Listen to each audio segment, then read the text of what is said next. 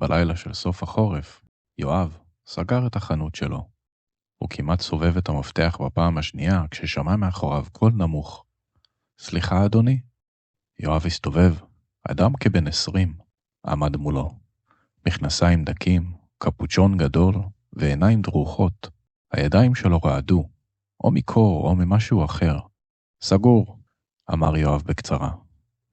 אני לא באתי לקנות, אני בא להחזיר. יואב צמצם עיניים. להחזיר מה? האיש הוציא שקית קטנה. בתוכה סט של מפתחות מאסטר וכלי פריצה קטנים. יואב הרגיש את הלב שלו מתכווץ. זה היה סט נדיר, יקר, כזה שהוא בטוח שנעל בתוך מגירה. זה שלך, אמר האיש. לקחתי את זה לפני שבוע. יואב לא זז. הוא פשוט הסתכל עליו. הראש שלו כבר רץ. משטרה, דיווחים, מצלמות, ביטוחים. ואז האיש הוסיף משפט שהפיל את כל התסריטים שעברו לו בראש. לא הצלחתי לישון מאז, הוא אמר. יואב לקח נשימה עמוקה. איך נכנסת? האיש הרים כתף, כאילו מתבייש ביכולות שלו. המנעול האחורי, הוא טוב, אבל הוא עושה צליל קבוע, שהופך אותו קל מאוד לפריצה. יואב הרגיש דקירה של בושה. למה אתה מחזיר? יואב שאל. האיש שתק רגע, ואז אמר, כי אני גונב. ופשוט הבנתי שאני לא גונב דברים, אני גונב חיים. אני הופך אנשים לחשדניים כלפיי. אני עושה אותם כמוני. יואב הסתכל עליו הרבה זמן. הוא היה יכול להגיד לו, לך מפה, ולהזמין משטרה. אבל במקום זאת, הוא שאל, איך קוראים לך? אלעד, האיש ענה. בן כמה אתה? 21, ענה אלעד. יואב הנהן לאט והזמין אותו לשבת. אלעד קפה במקום. אתה לא הולך לקרוא למשטרה? עוד לא, יואב אמר. החנות הקטנה העריכה מברזל ושמן מכונות.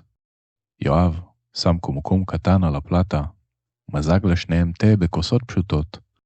אלעד החזיק את הכוס בשתי ידיים כאילו היא משהו קדוש.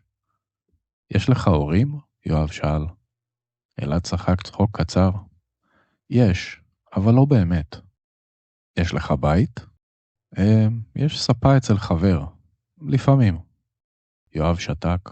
הוא הסתכל על הגבר הצעיר הזה.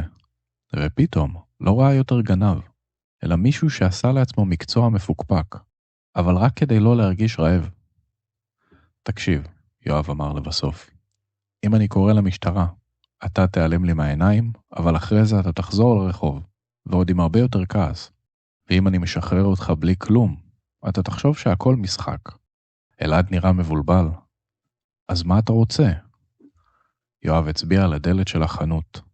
מחר בבוקר, בשעה 7, אתה בא לכאן. יש לי הצעה. בבוקר, אלעד הגיע. בעיקר כי הוא היה סקרן, וכי משהו בעיניים של יואב הרגיש אמיתי. יואב חיכה לו עם דף אחד מודפס. בראש הדף היה כתוב, שומר החנות, משמרת בוקר. אלעד הסתכל, ואז צחק. אתה צוחק עליי? הוא אמר. ממש לא, יואב ענה לו. אני צריך שמישהו ישמור כאן, לא רק בלילה, גם ביום. אבל אני גנב. בדיוק, יואב ענה בשקט. אתה יודע לחשוב כמו אחד שינסה להיכנס. אתה יודע איפה הכשלים, אתה יודע להרגיש מתי מישהו בא עם תירוץ עלוב. אלעד הזיז את מבטו הצידה. ואתה נותן לי מפתח? יואב נענע בראשו. עוד לא. קודם כל נראה איך אתה שומר על משהו שאתה יכול לקחת. הוא הוציא מהמגירה קופסה קטנה ומתכתית. הוא סגר אותה במנעול פשוט. מה יש בפנים? אלעד שאל. יואב הניח את הקופסה על השולחן ואמר, משהו יקר מפז. אלעד הסתכל על הקופסה כאילו היא צורחת לו, תפתח אותי. הידיים שלו כמעט זזו בלי רצון, כמו זיכרון ישן. כל מה שאתה צריך לעשות, יואב אמר, זה לשמור על הקופסה הזאת עד סוף היום. היא תהיה פה, על השולחן, ליד הקופה. אלעד הרגיש את הלחץ עולה לו בגרון. כל היום, אלעד עמד ליד הקופה.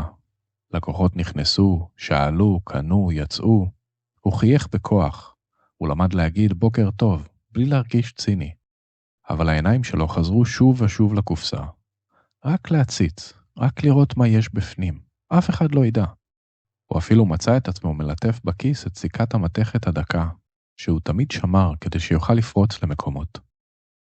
ב3 אחר הצהריים נכנס לחנות גבר.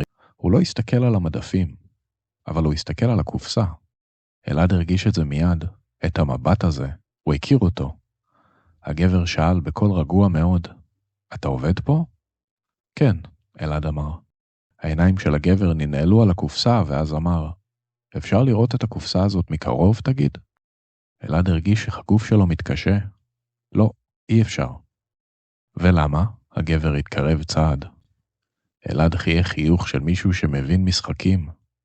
כי אם אתה רוצה לראות מקרוב, אתה לא בא לראות, אתה בא לקחת. הגבר עצר. אתה יודע הרבה ילד.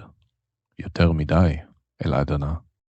הגבר הסתכל סביב כאילו בודק איפה המצלמות, ואז אמר בשקט, נראה שיש בה משהו יקר, אני אתן לך חצי ממה שיש בפנים. אלעד הרגיש את הדם שלו עולה, זה היה כל כך קל, הוא היה עושה את זה פעם בלי למצמץ. הוא שתק שנייה אחת, ואז הניח 2 ידיים על הקופסה.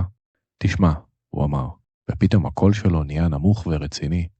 אני כבר לא בצד הזה. הגבר חייך חיוך קר. אין דבר כזה כבר לא. יש עוד לא. אלעד הרים את הראש ואמר, לא, כבר לא. ואז הוא עשה משהו שהוא לא עשה אף פעם. קרא לעזרה. יואב, הוא צעק, יש פה בעיה, תבוא מהר. הגבר הסתובב מהר ויצא בריצה מהחנות. הדלת צלצלה והרחוב בלע אותו. יואב הגיע מהמחסן בנשימה כבדה. מה קרה? אלעד הצביע החוצה. מישהו ניסה לקחת את הקופסה. יואב הסתכל על הקופסה. היא הייתה בדיוק במקום. המנעול לא היה שרוט, שום דבר לא נגע בה. יואב התקרב אל אלעד, ואז שאל בשקט. ואתה?